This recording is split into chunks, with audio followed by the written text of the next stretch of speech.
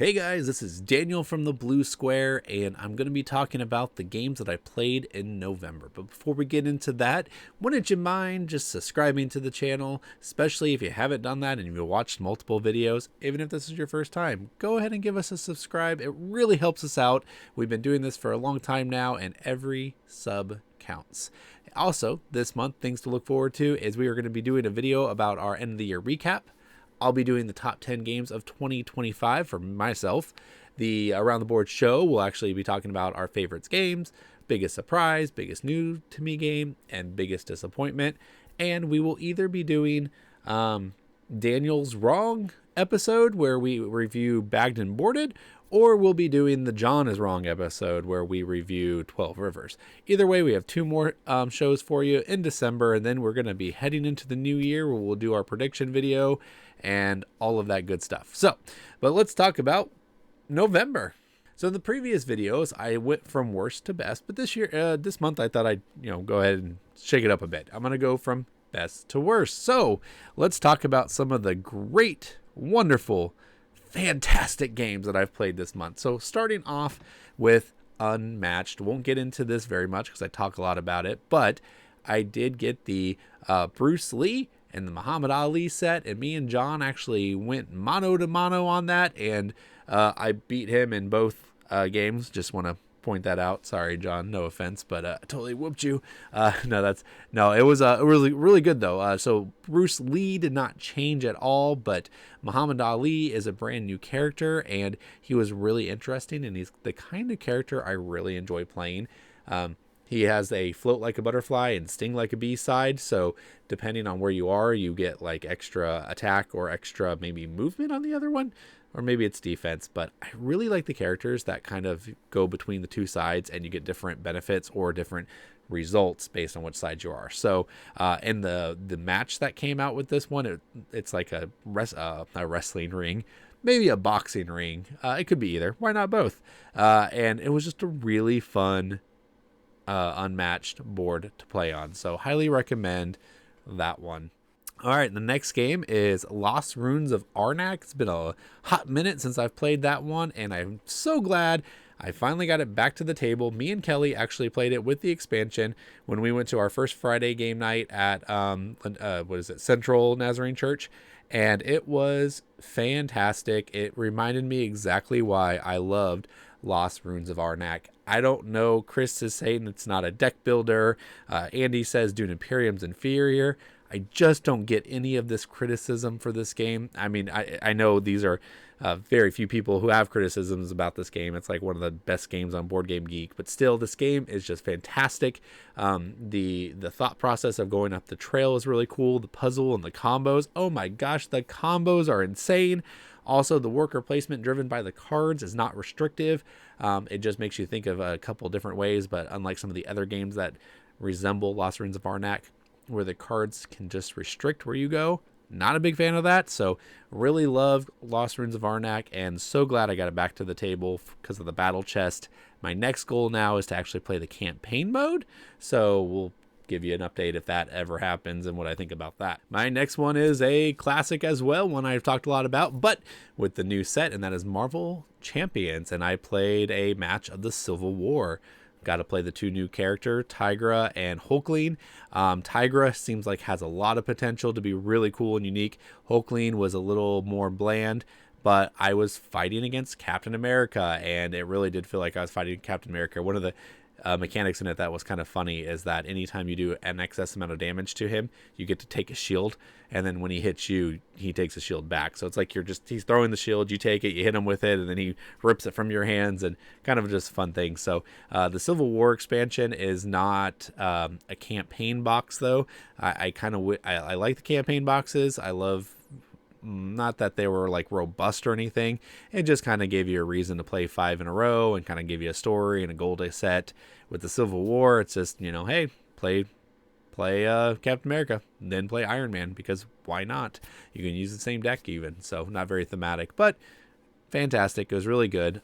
Civil War also is where you can actually play against each other. It makes it a competitive game. I don't know if I'll ever get Randy to agree to play that with me, so I I don't know. Probably won't end up getting that review out of me, but who knows. All right, next one is another all-time classic for me, and that is Time's Up. It was Thanksgiving last month, and we played it as a 12-person family and friend event, and it just held up. Like, while 12 people with mixed ages was not ideal, it worked. We all had good laughs, and it was a good time had by all.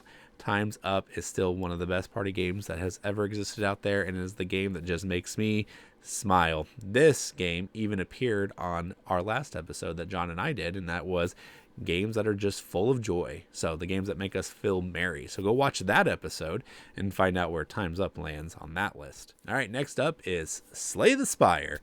So got that played. The ended, me, Ryan, and Randy all went through a campaign trying to finish the game. We got to the heart and we died. We didn't make it, and it was actually a pretty epic fashion, and it stayed true to the video game, because in the video game you can have this great deck and you're just like blowing through the tower, and then you get to the heart and all of a sudden you don't draw any of the cards you need. Yeah, that's pretty much what happened. So Randy was like the person who was distributing the shields to everybody, and Ryan made no shields whatsoever. On the first turn, Randy successfully provided no shields whatsoever, and Ryan had 10 shields, which had never happened the entire run up, and just like that, Randy was dead. It was over before it even started. It was a sad thing, but felt very thematic to the video game, because that is exactly what happens in the video game all the flipping time, at least to me. I may not be very good at it, and that's could be why it happens to me all the time. But regardless, Slay the Spire, guys. I've talked a lot about this, but it is a fantastic game, deck building game that happens. You battle, then you get to add to your deck. You battle, you add to your deck, and it's just a really great time. All the 4 characters are super unique. Highly recommend it. Next 2 games I'm going to lump together, and that is Aeon's End and Aeon's End Legacy. Yes, I finally got a Legacy game to the table, and I am disappointed. So Legacy, Aeon's End Legacy is just as good as Aeon's End. Nothing more, nothing less. There is no really robust story. There is no surprising twist. All you are doing is playing a campaign in which you are building a unique character. Now, because I enjoy Aeon's End, I think I'm going to like the end result of this, and I rate this as just another good expansion for Aeon's End, but it is not the legacy that I thought it was going to be. And for that, I am a little disappointed, but if you like Aeon's End, you have to give this a try. If you don't like Aeon's End, just avoid it. This is not a legacy game that's going to make you change your mind about the base game. All right, next is Comic Hunters. That's right.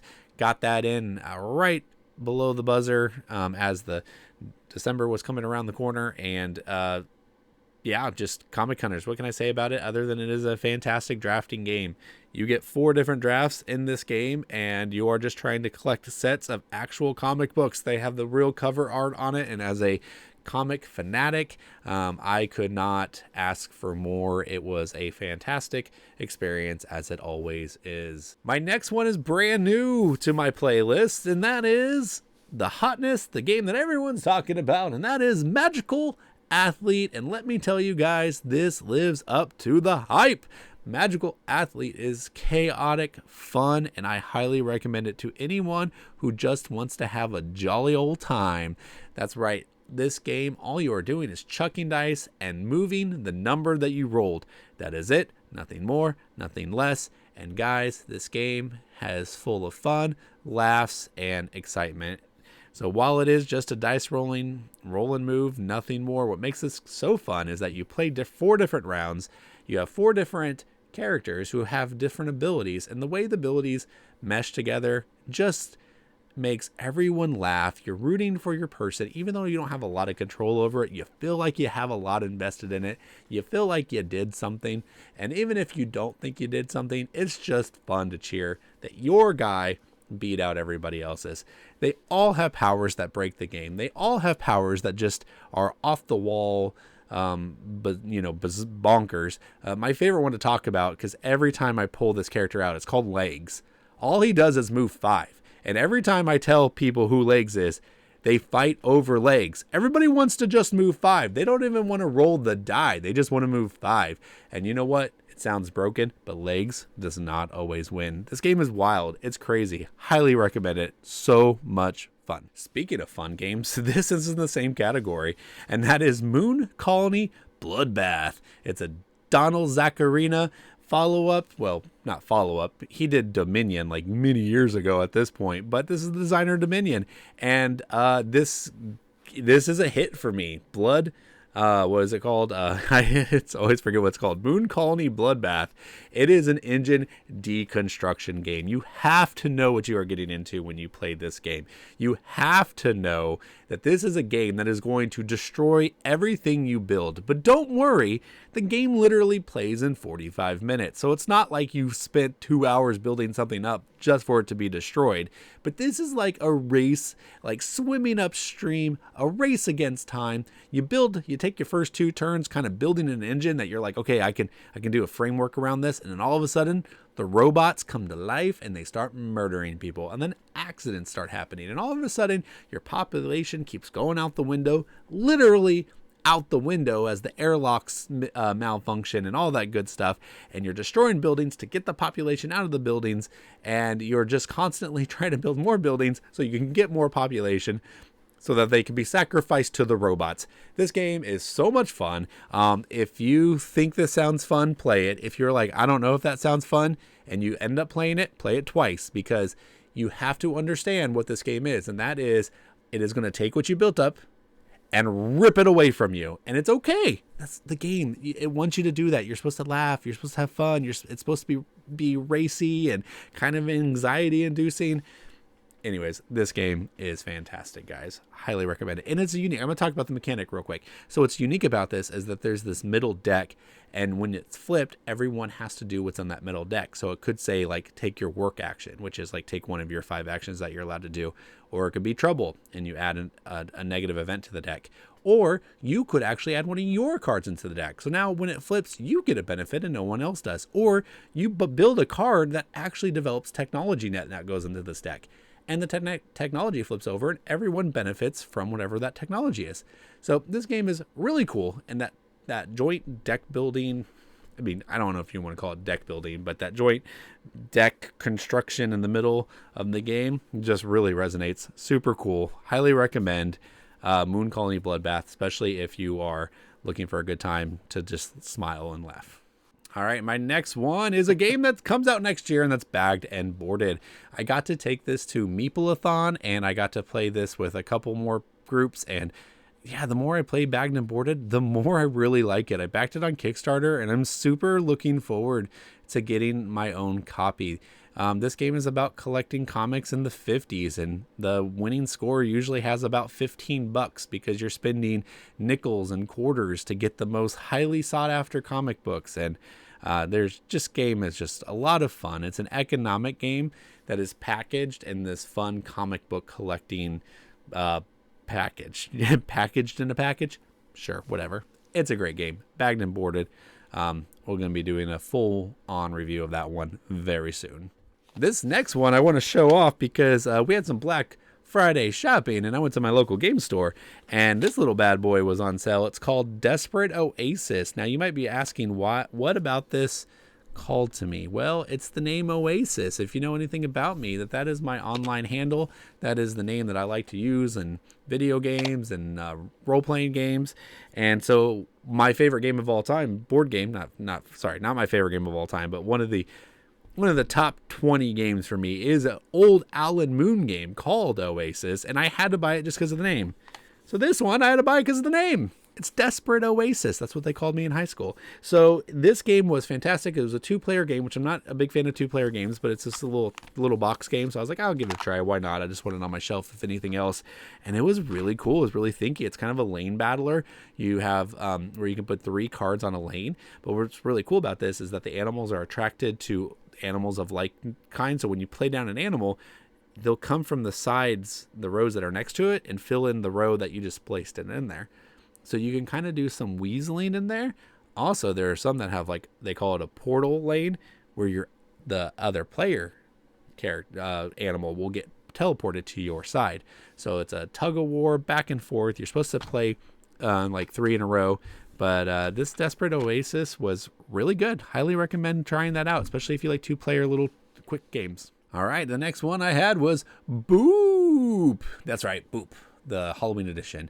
Doesn't matter. I just played basic Boop. There's technically a ghost cat in the Halloween edition. I've never actually played with it, but Boop is fantastic. I taught it to my wife so she can teach it to a coworker who likes cats. It is a what is it called? An abstract game, and you are just knocking cats off the bed. You're trying to get 3 big cats in a row, and if you ever do, then you win the game. But you take kittens. If you get 3 kittens in a row, you upgrade them into cats. You remove them from the board, and your goal is to get 3 cats in a row. This game is really fun. I don't see the Matrix though when I'm playing this, because my kids beat me on a regular basis when I play this game, and I'm always like, ooh, you shouldn't have done that, and they're like, Dad, I'm fine, and I'm like, aha, look what I did, and they're like, boom, I win. What? That happens to me all the time. So maybe not be great at Boop, but it's one of those games that even though I'm not good at it, I really, really enjoy it. So check that one out too. All right, the next one is Oddlands from Allplay. So I'm glad I got this one played. It's a little Allplay box game, and if you know me, I don't usually like little games. Like, this is an exception, I guess, and so is Oddlands, because I really enjoyed it. Last year there was a game that came out called Confusing Lands, and it was like you draw a card, and then you can either use it as a you can use it to place it down to build your terrain, or you can keep it as a scoring card. Where Oddlands is essentially that same mechanic, but when you draw the card, it always goes on to the area that you're jointly creating. But then you have a character that you put on the board, and that character scores differently. So you always have the 7 different ways it's going to score. And again, it's a tile lane abstract game where when you're putting down your guys and you're trying to figure out the best way for you to put a place down so that you can optimize your scoring. Yeah, it was a cute little game. I actually really enjoyed this one. Next up was my big purchase I got from Meeple-a-thon. I sold about 10 games, 15 games.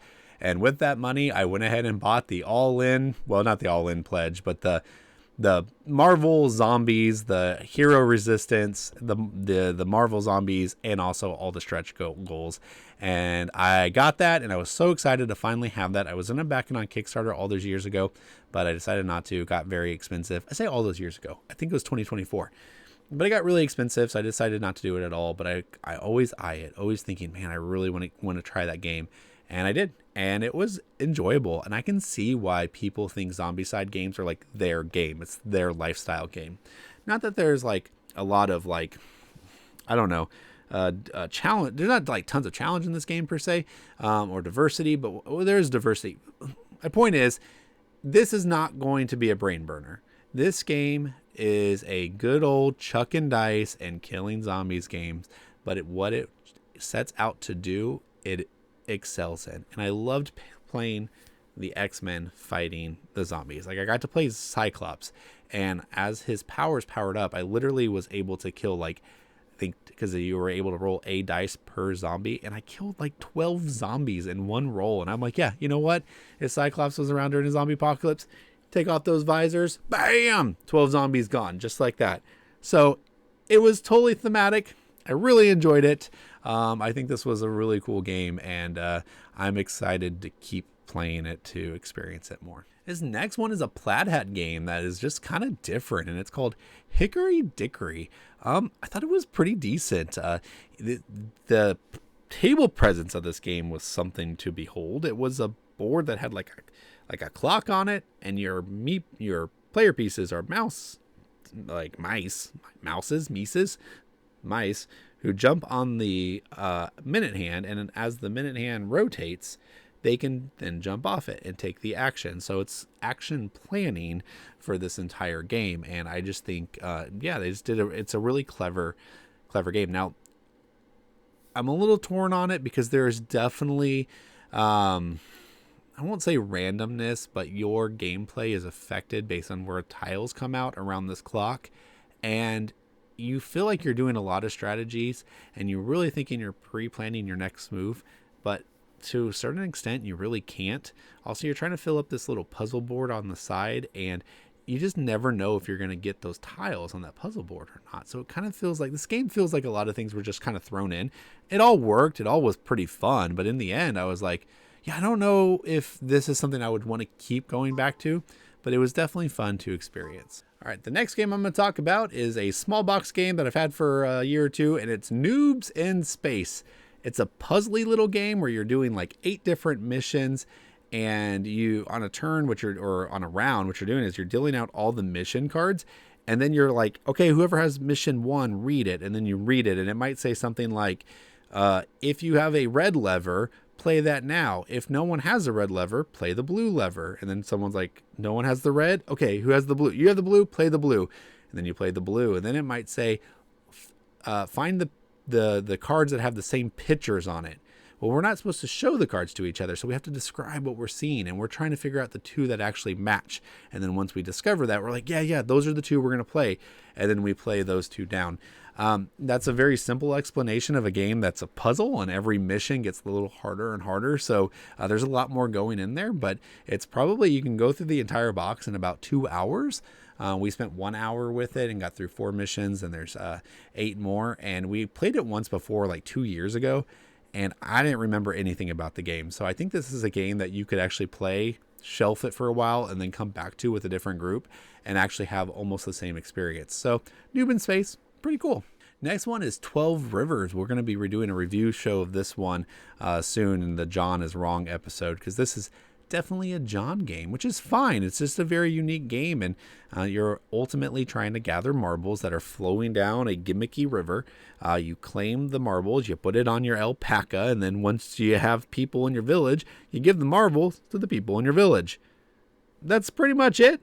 I mean, there is some interesting choices, like when you're trying to collect those marbles. You have some cards that give you some powers, but to play higher in the river, which gives you the higher probability of getting the marble you want, you have to give up more cards. So early on, you can kind of grab what you want, but then later on, you might be stuck at the bottom. But then if you're stuck at the way bottom, you can actually get more marbles.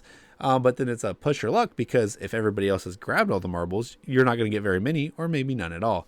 So 12 Rivers, it was interesting. It was fine. What can I say? It was fine. All right, the next one is Dirt and Dust.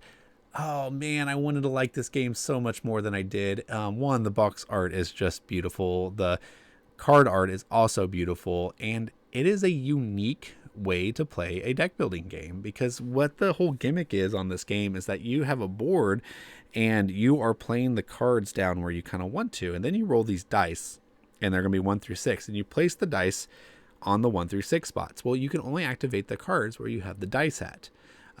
So then what will happen on next turn, those will all move down 1. So they're going to stay on your board. So this is a deck building game where you're actually keeping your cards in play for several rounds at a time. And when you where you put them on that board, if you put it on the 1 or the 6, could matter, because that's how quickly they're going to move off your board to free up a spot, or maybe you get a benefit for playing it, so you want it to kind of cycle through quicker.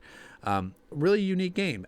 But what we did not like about this, me and Randy, is that this was the most solid, single player, multiplayer solitaire game I've played in a very long time.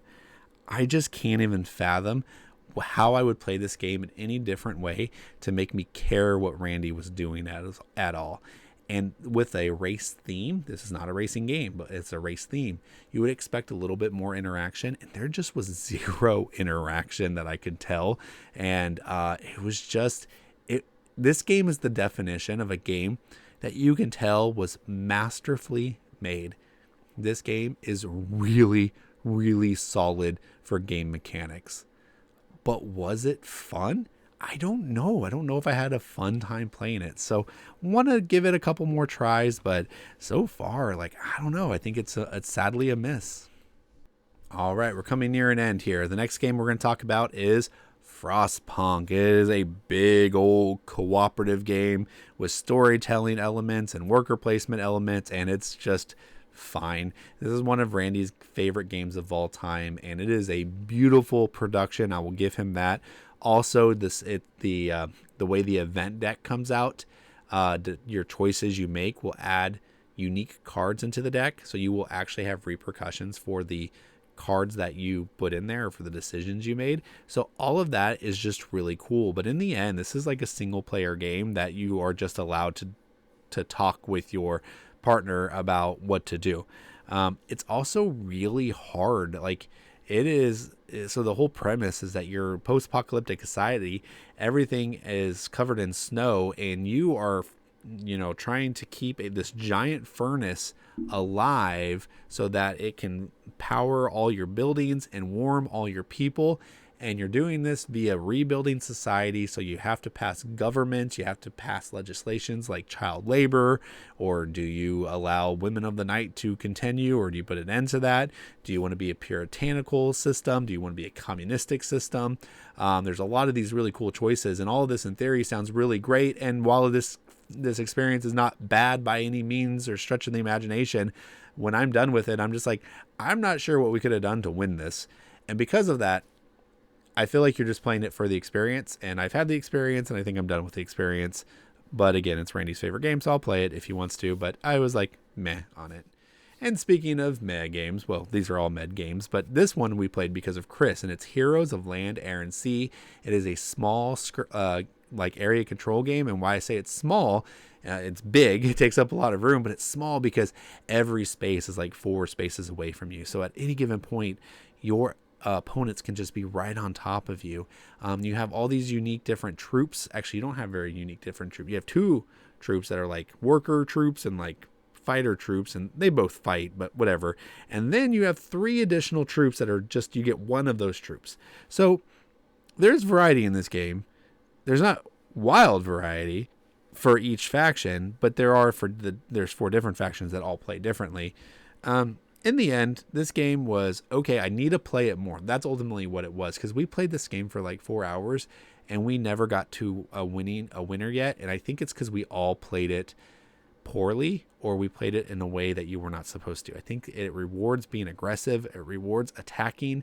You get victory points for winning battles, so you should actually go in and fight battles and not let people build up forces. This game has potential, so I'm not willing to throw the towel on it yet, but as of right now, a 6.5 is where I feel on that, and that is, I'll play it again. I want to play it again, but it may not be a while before I play it, unless, of course, the people I played it with, Chris and Randy, are like, let's give it another try. Then I'll be like, let's do it.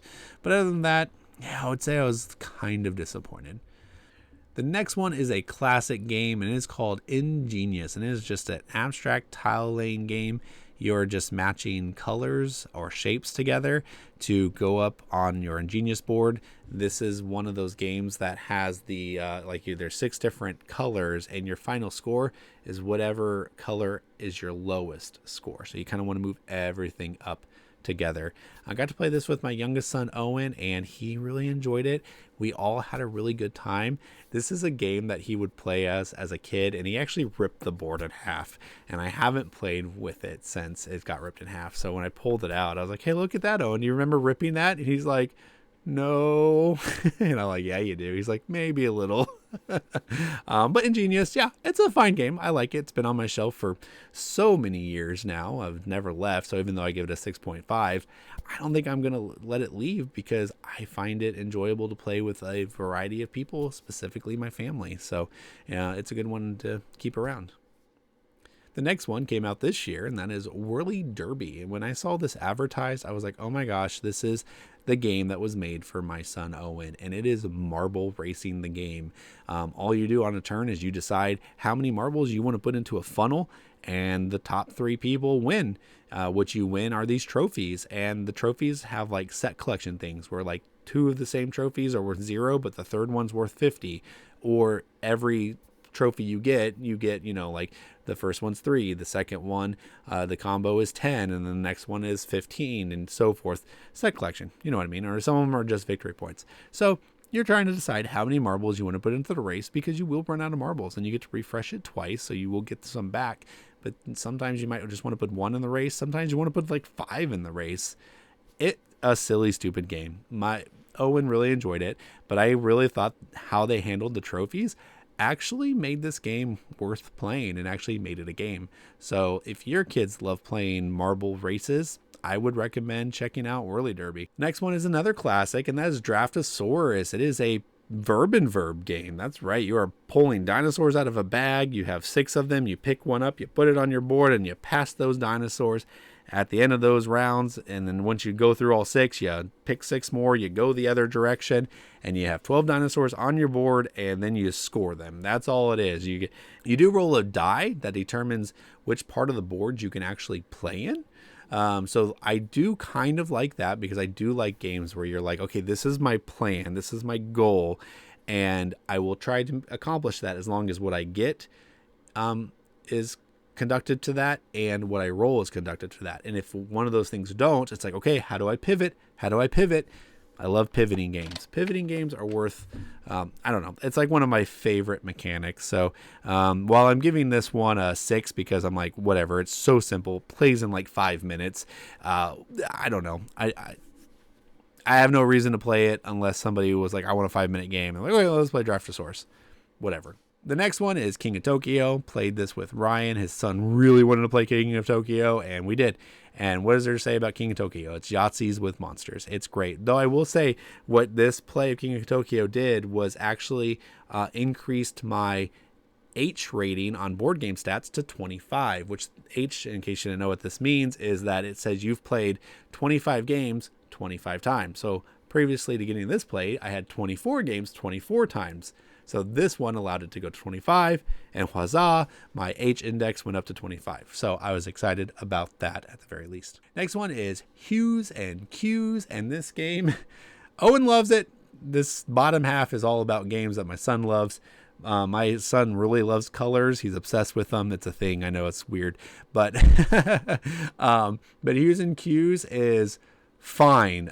It's just the problem. So what you're supposed to do is you have a color palette, and you see a green, and you say apple, and then you look on the color palette board, and the opponents have to decide what you think an apple looks like, and you're kind of trying to hit the right shade. In theory, this game works. The game does work. It's fine. It's a fine game. In theory, it sounds fun, but what the problem happens is most people just want to say like dark blue, light purple, or they'll try to get clever and be like sunset, and they'll say like a darker sunset or a lighter sunset. So it's like, I don't know. It's not as dynamic as you would expect, unless you were playing like with a bunch of artists maybe who really had an eye for color. Then maybe you can get some really cool like words or things out. But also, my son, who does really like colors, you're allowed to say like cimarron or like violet. Not violet. Violet's like a primary color. Well, no, purple would be. Doesn't matter. The point is, you just can't say like the primary colors. Anything else you can actually say. You can say maroon. Like that's a valid like thing that you can say. And I'm just like, it's kind of silly. You're just saying a color and it's subjective, and I don't know. It's fine, but Owen really likes it. And this last one, it is on my list largely just to talk about. This is not really a game, but when I was at Meeple-a-thon, I was talking to a guy who was selling this, and it's called Word Whizzes. And he said that he went through traumatic brain injury, and he used this game, it's essentially a game of tongue twisters, to help redevelop his speech elements of his brain after this traumatic experience. Well, my son Owen, that I've talked a lot about in this episode, also had speech apraxia, and he struggled with speech all of his life. Still does, really. He's pretty good now, but he still struggles. And I played this game with him, and it was really good, and Owen actually had a good time, and it made him slow down and enunciate the words, and they were just tongue twisters. Now, why I'm giving this as a 5, though, is because it's not really a game. It's just tongue twisters, but he tried to make it a game just to make it so what the designer said is, he said, I could have wrote a book, or I could have made a game. So he made a game because that's what he likes to do. And you know what? This is awesome. And I think it should be in every speech pathologist classroom. And kind of the game part of it is you're challenging somebody, and it's called Word Whizzes because you're like wizards. And you say like, I'm going to say this tongue twister 3 times, and you try to say it. And if you succeed, then the person you challenge, they have to say it 3 times. And if they fail, then they lose points. But if they, something like that, or they get the card, I get the card, somebody gets the card, I don't know who gets the card. Point is, tongue twisters, and it worked really well. The game itself is like whatever, but it was a fun way to do tongue twisters, and you gamified it. So for that, I applaud it. But as far as a game, it's not really a game, but still recommend it. How many times do you hear that? All right, well, that's my plays in November. Had quite a lot this month. I think December is going to be pretty hefty as well. We'll see. But hey, let us know what game did you play in November that was maybe new to you, that you never got to play before, that you thought was fantastic. Which thing disappointed you? What was your What's your reoccurring game that you play that you're not a big fan of? Like example, like this Hues and Cues. Like I give it a 5, but I play it fairly often because of my family. What game is your Hues and Cues? All right, well, that's enough for this month's recap, guys. Let us know all your thoughts down below. And until next time, we'll see you around the board.